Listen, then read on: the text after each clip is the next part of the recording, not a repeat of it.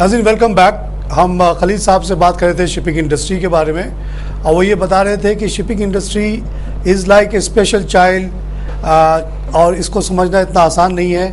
और इस पे वो बता रहे थे कि अगर हमारा बच्चा हो, आपका बच्चा स्पेशल चाइल्ड हो, तो उसके लिए हम स्पेशल ट्रीटमेंट, स्पेशल केयर करते हैं। खलीद साहब प्लीज़ कंटिन्यू। तो मैं ये कह रहा था कि शिपिंग दूसरी बिजनेस के मुकाबले में बहुत डिफरेंट है, जिसको डिफरेंट तरीके से हैंडल करना पड़ेगा।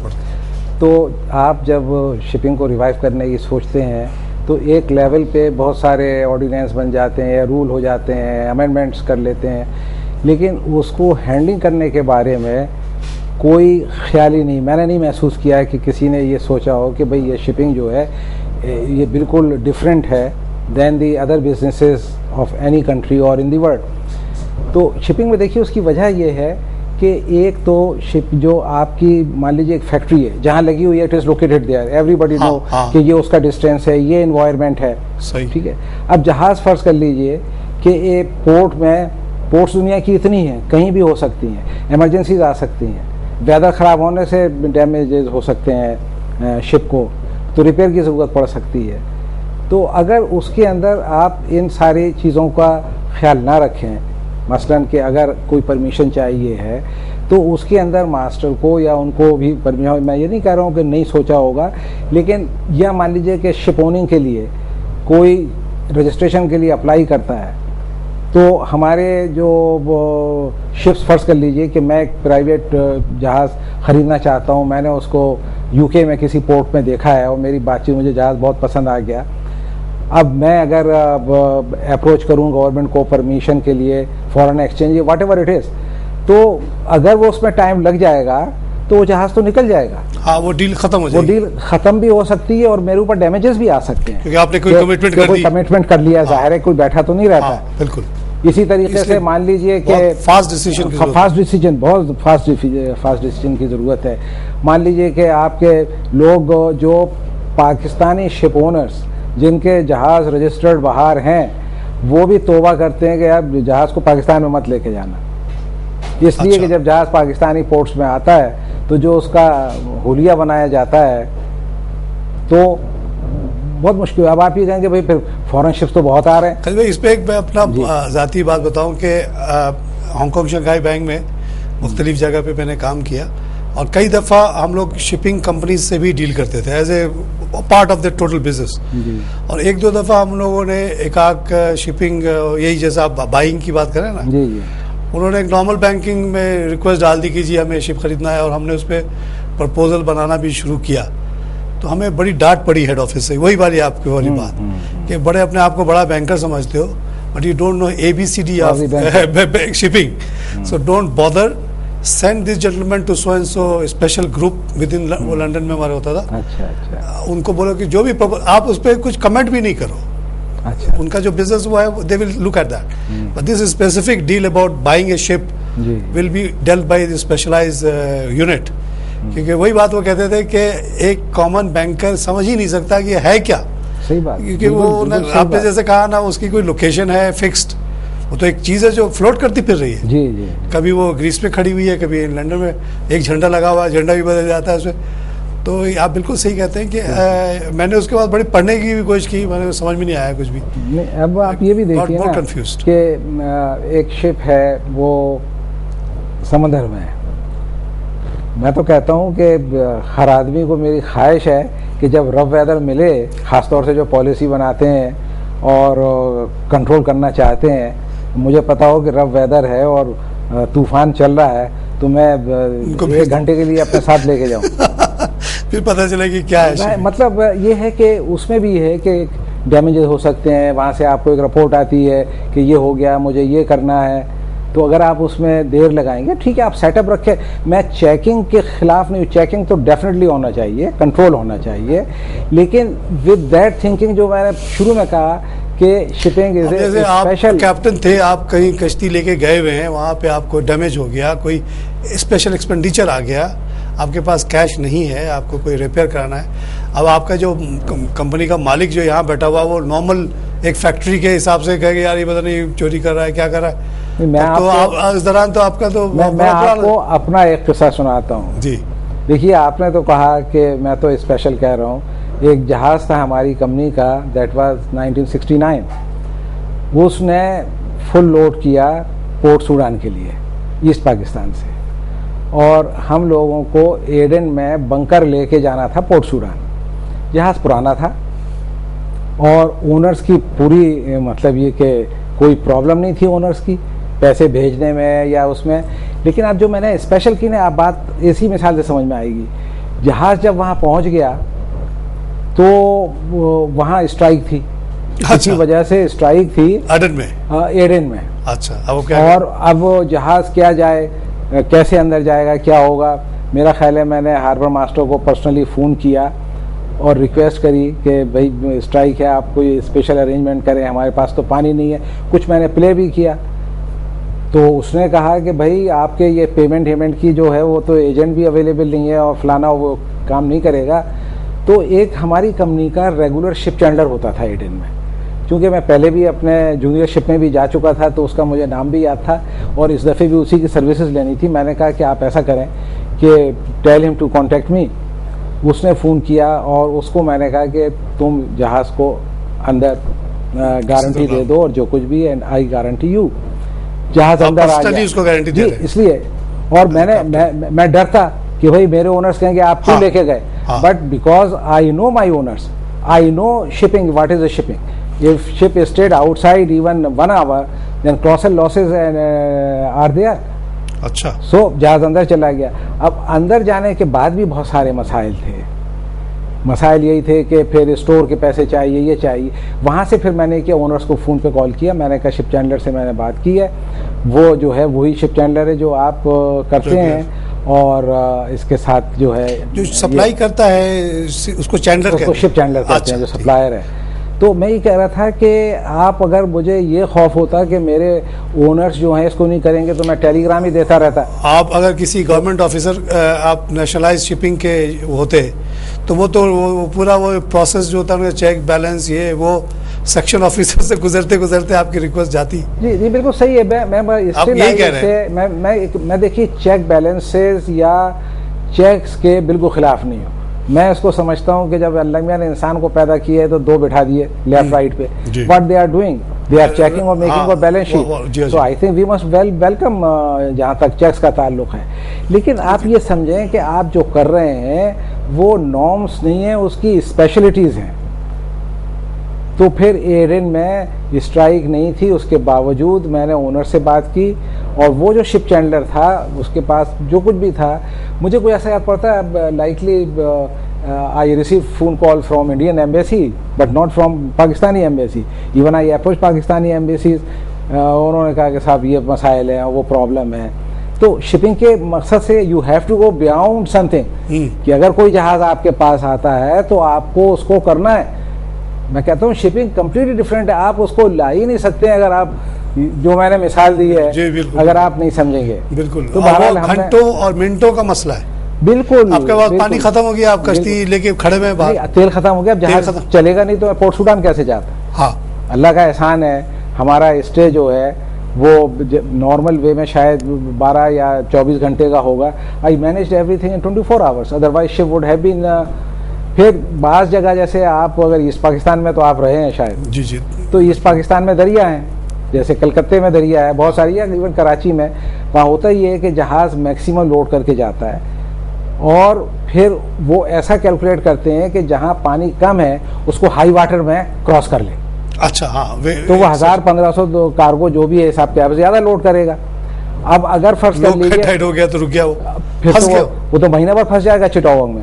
तो आपके जो डिसीजंस हैं, जो सारी चीज़ें हैं, वो बड़ा ही, और जो उसको कंट्रोल कर रहे हो, वो ऐसा नहीं कि आप टॉम डिक हैरी किसी को बिठा दीजिए, वो भी शिपिंग को जानता हो और सिंसियर भी हो, हार्ड वर्किंग भी। तो पहले आपको जो शिपिंग का पूरा साइकी है समझना वो पहले समझना होगा, और फिर आप शिपिंग को चला सकते हैं। वो आपके ज़माने में आपको जल्दी मिल गई थी कश्ती, जी जी, आपने किताब में भी लिखा है। लेकिन आज क्या सिचुएशन है, क्योंकि अब तुम्हारी कश्ती नहीं बची, उस ज़माने में भी फिर भी 60-70 कश्तियाँ थी।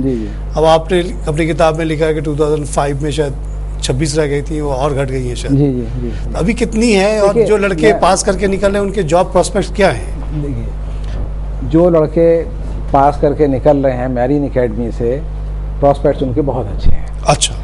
उसकी वजह ये कि जब हम सी पे गए थे तो एक प्रॉब्लम ये थी कि सेकेंड वर्ल्ड वार ख़त्म हुई थी, उसके असरात बहुत बाकी थे, इंडस्ट्री रिवाइव नहीं हुई थी, तो ये प्रॉब्लम थी। कारोबार तो इतना नहीं था। शोर पे जॉब्स मिलना या एक्टिविटीज़ कम थी, इसलिए लोग सी की तरफ यूरोप में और दूसरे ममालिक में भी आ रहे थे। लेकिन अब जब इंडस्ट्रीज डेवलप हो गई हैं तो सी के तरफ लोगों का उतना रुझान नहीं है। उन ममालिक में तो आ रहे हैं, जैसे पाकिस्तान है, इंडिया है, बांग्लादेश है, श्रीलंका पाकिस्तान के हवाले से देखिए, यहाँ 10 करोड़ जवान लोग हैं, सबको तो इंडस्ट्री में या शोर पे जॉब नहीं मिल रही है।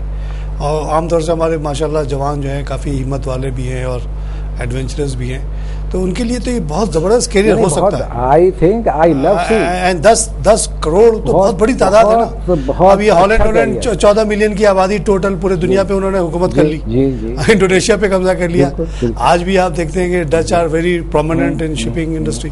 ग्रीस छोटा सा मुल्क, कोई वसाइल नहीं, पूरे दुनिया पे उनके जहाज चल रहे हैं। तो हम जैसे मुल्क जहाँ के हमारा चैलेंज है कि हमें जॉब बच्चों को देना है, तो आपके ख्याल में ये बहुत बड़ा सोर्स ऑफ जॉब हो सकता है? बिल्कुल, आपने बहुत अहम चीज़ की तरफ सवाल किया है कि शिपिंग जो है, जब हम कहते हैं आप अपॉर्चुनिटीज़ जॉब्स की कर रहे हैं, तो मेन जो फोकस या नज़रिया या अप्रोच होती है जहाज़ों के ऊपर, कि जहाज़ पे जो लोग जाएंगे वो तो एक छोटा सा सेगमेंट है जो है, उससे रिलेटेड जितनी बिजनेस है हाँ, ये तो आपको पता ही नहीं है। देखिए, मैंने अपने किताब में इफ आई रीड यू, मैंने लिखा है the unique characteristic of shipping is that this sector earns foreign exchange by providing services without exporting any commodity. अच्छा। Shipping acts as a catalyst for setting up of shore based industries. अच्छा।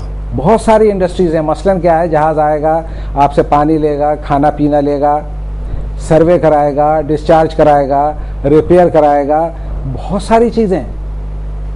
तो ये अगर आप अच्छी service अपने port पे दे सकें, दूसरे फैसिलिटीज होना चाहिए। तो ship repairing, ship breaking, crew accommodation, आएंगे क्रू उतरेंगे, जाएंगे, हॉस्पिटल की जरूरत पड़ सकती है, within the port vicinity and allied vendor services oriented to small commercial businesses, restaurant, etc., and trading establishments. Thus, the shipping is not only source of addition to government exchequer but also an great employment generating sector. बहुत बड़ा ये एक sector है। आप यूँ ले लीजिए कि हमारे ग्रीस है जी, जैसे पेरिस कलात में गया, वहाँ पे देखा कि इतनी दुनिया भर की कश्तियाँ, तो वो अपनी जो टोटल आमदनी है उसका खासा बड़ा क्या रेवेन्यू या जॉब क्रिएशन थ्रू शिपिंग करता होगा। शिपिंग के थ्रू जॉब क्रिएशन बहुत है। मसलन अगर मैं सिर्फ शिप्स के लिए बात करूं कि हमारी मैरीन एकेडमी 30 कैडेट्स लेती है इंजीनियरिंग में और डेक में, तो सब चले जाते हैं सबको। अच्छा, सबको हमारी कश्ती नहीं है फिर भी उनको जॉब मिल जाती है। उनको भाई बाहर वाले ले रहे हैं सारे। अच्छा, सारे फॉरेन शिप्स पाकिस्तानियों को ले रहे हैं और बड़ी अच्छी क्या तनख्वाह चल रही है इस वक्त? तनख्वाह देखिए, अगर कार्गो शिप है तो अबाउट से 7 to 9,000 $US पर मंथ तनख्वाह है कैप्टन की। 1000? जी जी, 7,000 से। बैंकर से भी ज्यादा होगी। हाँ, तो देखिए they sacrifice again, shipping is different, still I tell you are sacrifice. आप लोग सैक्रिफाइस तो करते हैं, बैंकर करते हैं, हर आदमी कर रहा है।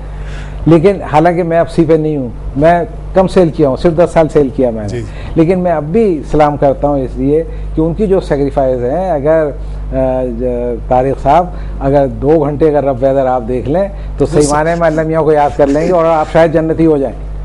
लिहाजा बहुत बड़ा फर्क है। अच्छा, व्हाट अबाउट लोअर कैडर्स? जैसे लोअर कैडर्स की भी ऐसे चीफ अफसर होगा तो 7 से 9 है, वो 6 से 8 होगी, फिर इस तरह चला है। चीफ इंजीनियर के भी यही है। क्रू की जो है मिनिमम जो है, लेकिन क्रू असल में अब हमारा पाकिस्तानी क्रू ज़्यादा शिपिंग कंपनीज नहीं लेती हैं और उसकी वजह यह है कि जो रेपुटेशन है हमारी क्रू की वो अनफॉर्चुनेटली है कि वो उतनी अच्छी नहीं रही जो है। हमारे क्रू बहुत अच्छा है, लेकिन वो एक टेंडेंसी जो हमारे यहाँ भी है, आप समझ रहे हो कि मैं क्या कह रहा हूँ, वो टेंडेंसी दूर करने की ज़रूरत है। हम लोगों का ये फ़र्ज़ है कि हम जब भी किसी को सिखाएं तो अच्छी बातें सिखाएं, सिर्फ अपना हक लेना ना सिखाएं, बल्कि उनको उनकी जिम्मेदारियां भी याद दिलाएं कि भाई देखो ये तुम्हारी भी जिम्मेदारी है, इससे मुल्क का ये फ़ायदा है और तुम्हारा भी ये फ़ायदा है। तो अब क्या हुआ कि जो क्रू है वो उतनी सख्त डिमांड नहीं है, लेकिन अभी बहुत सारी कंपनियाँ हैं। हम 1-2 शिपिंग कंपनी इसके क्रू को ट्रेन भी यहाँ करते थे आजकल, लेकिन चूंकि उन्होंने क्रू लेना यहाँ से बंद कर दिया तो हमारा काम भी बंद हो गया। देखिए ये भी जो आप एम्प्लॉयमेंट की बात कर रहे थे वो थी। देखिए ना, इस तरह के लोग तो हमारे पास बहुत है ना, जो टेक्निकल, जो इंजीनियर या कैप्टन वगैरह के लेवल के। आप बता रहे हैं सिर्फ 30-30, 60 तो कुछ भी नहीं है। दूसरी शिपिंग कंपनीज जो हैं प्राइवेट भी लेती हैं, प्राइवेट भी है जी, लेकिन टोटल ट्रेनिंग, जैसे हम अगर एज ए कॉम 10 करोड़ लोग हमारे पास मौजूद हैं, तो अच्छी खासी मिसाल के तो लड़कों को जॉब नहीं मिल रही, या जो ऑन शोर सैलरीज मिल रही है उससे वो खुश नहीं है लोग। देखिए ना, इसी यहाँ से लोग यूरोप अमेरिका जाने के लिए क्या क्या नहीं करते, कंटेनर में भर भर के लोग जा रहे हैं, जान कुर्बान कर रहे हैं लोग। तो अगर उनको ये बताया जाए कि ये बड़ा अच्छा लीगल तरीके से आप जा सकते हैं, और अगर कोई बहुत अच्छा क्वालिफाइड आदमी नहीं भी है तो उसको भी एक रिजनेबल, जैसे $1,500-2 हज़ार डॉलर भी अगर महीने में मिल जाए, एक पाकिस्तानी को $2,000 भी $1,60,000 रुपये, लॉट ऑफ मनी। नहीं, बिल्कुल मिल सकती है। देखिए क्या $1,500-2 हज़ार डॉलर होगी क्रू की? बिल्कुल होगी, बिल्कुल। अच्छा, इससे ज़्यादा होगी। 1,60,000 ही कैन मेक। देखिए बिल्कुल मिल जाएगी, लेकिन जैसा मैं कहना ये चाह रहा था कि हमारी कौम में, मतलब मैं अपने दफ्तर में देखता हूँ, मैं तो अभी सद तक कहूँगा कि मैं सन 73 में ही सोच रहा था अपने दफ्तर में सब श्रीलंकन ले आऊँ। तो क्यों सोच रहा था मैं, यहीं बैठ के क्यों सोच रहा था? तो मतलब ये कि उसकी वजूहात हैं। तो हमें अपने उस तरफ सही डायरेक्शन में सोच के समझ के काम करना पड़ेगा। और आप जो कह रहे हैं ये बहुत बड़ी इंडस्ट्री है, और इसको इंडस्ट्री का दर्जा 92 या 93 में जब सेकंड फेज में हमारे नवाज शरीफ साहब आए थे तो उन्होंने दिया ज़रूर है, लेकिन देखिए खाली कह देने से, किताबों में लिख देने से नहीं होता है। किसी भी काम के लिए आपको अमल, इम्प्लीमेंटेशन में, जी मैं बताऊं, असल में इम्प्लीमेंटेशन, आपने किताब में 1-2 मिसाल दिए हैं कि नहीं, मैं आपको पुराने शिपर्स लेकर आए और उनको तंग किया गया कि 26 शिप्स थे 1994 में। 26 शिप्स इस तरह थे कि 14 जहाज़ तो PNSC के थे, जो कि अब PNSC के जहाज़ रह गए हैं 10। अच्छा। और 10 में PNSC के जहाज़ों की जो पोजीशन है वो ये है कि एक बल्क कैरियर है और 4-5 टैंकर्स हैं, और बाकी जो हैं वो उसमें हमारे कॉम्बी हैं, कंटेनर शिप्स हैं 5, इस तरह 10 हैं। 2 जो हैं वो स्क्रैप होने जा रहे हैं। कल के ही अखबार में ऐड था कि वो 2 बल्क कैरियर ख़रीद रहे हैं। देखिए इस तरह आप अपना काम चलाते रहें, लेकिन शिपिंग को आप ये समझें कि इन सब चीज़ों से शिपिंग कोई ठीक हो जाएगी, या आप जो हम चाह रहे हैं, आप चाह रहे हैं कि भाई एम्प्लॉयमेंट क्रिएट हो मुल्क में, तो एम्प्लॉयमेंट तो क्रिएट शिपिंग के रेफरेंस से नहीं होगी जब तक कि सही तरीके से शिपिंग को शुरू ना किया जाए, और ये समझ के किया जाए कि शिपिंग है क्या। ये ज़मीन पे बैठ के ये समझ लेना। तो मैं बार बार एक ही मिसाल दूंगा कि जो भी शिपिंग में हो ना, आना चाहें उनको लेके जरा समुद्र की हवा लगाई जाए। जून जुलाई के महीने जब मानसून हो, दूर भी ना लेके जाएं, करीबी दिखा दें, सुबह या सिर्फ बाहर ले जाएं, 1-2 चक्कर लगाए जाएं, तो उन्हें सफ़र समझ में आएगा कि शिपिंग क्या है और इसमें क्या वजूहात हैं। तो PNSC जो 26 शिप की आप बात कर रहे हैं, वो शिप्स का जो मैंने ग्राफ दिया वो तो अपनी जगह है, लेकिन between the period of 1994 and 2005 जो है वो 14 जहाज़ PNSC के थे। पैन इस्लामिक के 2 जहाज़ थे जी, और ये पैन इस्लामिक के जो 2 जहाज़ हैं, ये वो जहाज़ थे जो कि PSC में गवर्नमेंट ने ले लिए थे, नेशनलाइज कर लिए थे। अच्छा। लेकिन चूंकि पैन इस्लामिक में कुछ शेयर जो है सऊदी अरब का भी था, तो जो AD अहमद साहब थे वो लगे रहे जब से लेके, और अल्टीमेटली वो 79 नहीं, मेरा ख्याल है 82, 83 वगैरह में, 85 में गवर्नमेंट को वापस करना पड़े, और शायद उन्होंने इसलिए वापस कर दिए कि यार अब इन जहाज़ों को हम तो स्क्रैप ही करेंगे, हमसे चल नहीं रहे, ये अगर चला लेगा तो चला लेने दो। बहरहाल वो कंडीशन उनकी अच्छी नहीं थी, उन्होंने चलाया, लेकिन कुछ मिसहैप्स हो गए, वेदर ख़राब मिलेगा, वो बंद हो गए। और एक कंपनी बनी थी ट्राई स्टार, ये कंपनी ज़रूर पब्लिक लिमिटेड में बनी थी, और मैं नहीं समझता कि जिन्होंने बनाई थी कोई पास्ट इतना बड़ा बैकग्राउंड था। बहरहाल जिन्होंने हिम्मत की, बनाई, लेकिन अनफॉर्चुनेटली ये हुआ कि वो भी और अब कितनी कश्तियाँ बच गई हैं? अब तो सिर्फ वही मैंने कहा कि पीएनएससी के 10 जहाज हैं, जिसमें 2 स्क्रैप हो रहे हैं, 2 आ जाएंगे, तो 10 जहाज हैं, जो कि कुछ भी नहीं है टनेज वाइज। अगर आप जाएं, अगर आप इंडिया के जहाज़ों को देखें तो उनके पास मोर देन 1000 शिप्स हैं। 1000 शिप्स? More than 1000 ships. अच्छा, टोटल शिप दुनिया में कितने हैं? टोटल 68,000 वगैरह का? नहीं, yes, it is more than 90,000। 90,000 more than 90,000 में हमारा जो है 10 है। 10 जहाज है आपके। और आपकी शिपिंग तो कहीं स्टैंड ही नहीं करती है ही नहीं। ये कहना कि हमारी शिपिंग है, मेरा ख्याल है शिपिंग के ऊपर जुल्म ज़्यादती होगी हमारी। कोई बात बड़ी अच्छी हो रही है, लेकिन अब प्रोग्राम का वक्त ख़त्म हो रहा है, मुझे कंक्लूड करना पड़ता है। इंशाल्लाह इस पे अब एक दफ़ा और आपके साथ सेशन करेंगे, क्योंकि बहुत बड़ा टॉपिक है, बहुत कुछ आज नाज़रीन को पता चलेगा इस हवाले से। नाज़रीन, आपने शिपिंग इंडस्ट्री के बारे में हमारी ये गुफ्तगू सुनी। कैप्टन खलील रहमान, जिन्होंने शिपिंग सिनेरियो इन पाकिस्तान पे किताब लिखी है, प्रॉब्ली ये वाहिद किताब है इस इंडस्ट्री पे।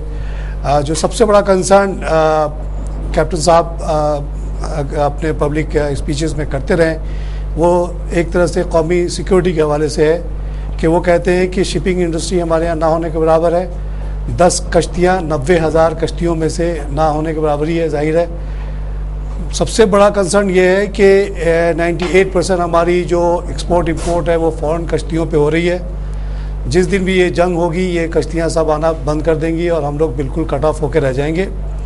दूसरी बात जो हमने एक्सप्लोर की, वो एम्प्लॉयमेंट के पॉइंट ऑफ व्यू से थी कि इस 17 करोड़ की आबादी में जहाँ 10 करोड़ जवान लोग हैं और उसमें से बहुत बड़ी तादाद अनएम्प्लॉयड है, या जो लोकल सैलरीज उनको मिल रही है उससे अनसेटिस्फाइड हैं, और अपने जान को हथेली पे रख के यूरोप, अमेरिका वगैरह कुछ एक्स्ट्रा डॉलर कमाने के लिए जाना चाहते हैं, उनके लिए एक बहुत बड़ी अपॉर्चुनिटी ये शिपिंग इंडस्ट्री है, जहाँ $1,500 से तो एकदम एक क्रू जो एकदम सिंपल आदमी होता है वो स्टार्ट करता है और कैप्टन 9,000 10,000 तक कमाता है। उस इंडस्ट्री को अगर हम लोग प्रॉपरली चलाते, आज 10 के बजाय अगर हमारे पास 500-600 कश्तियाँ होती, जैसे कि इंडिया में 1,000 कश्ती है, तो बहुत बड़ी तादाद में हमारे जवान इस वक्त कश्तियों पे काम कर रहे होते। और साथ साथ जैसे कैप्टन साहब ने समझाया हमें कि अपने पोर्ट्स की फैसिलिटी बहुत अच्छी करते, कि दुनिया भर की कश्तियाँ यहाँ आती, रुकती, यहाँ से सामान लेती, रिफ्यूलिंग करती, तो ये बहुत बड़ी हमारे लिए बिज़नेस हो सकता था, बहुत बड़ा जॉब क्रिएशन कर सकता था, जो कि नहीं हुआ। एक बहुत ही अनफॉर्चुनेट सिचुएशन है, इसको बहुत ही तूफ़ानी, बहुत ही हंगामी बुनियाद पे टैकल करने की ज़रूरत है। हम उम्मीद करते हैं कि हमारे प्रोग्राम के वजह से गवर्नमेंट को इस बारे में थोड़ा सा एहसास होगा और कौम के लिए इस पे कुछ वो करेंगे। इसी के साथ आज का हम प्रोग्राम ख़त्म करते हैं। इंशाल्लाह फिर किसी और प्रोग्राम में हाजिर होंगे। खुदा हाफ़िज़।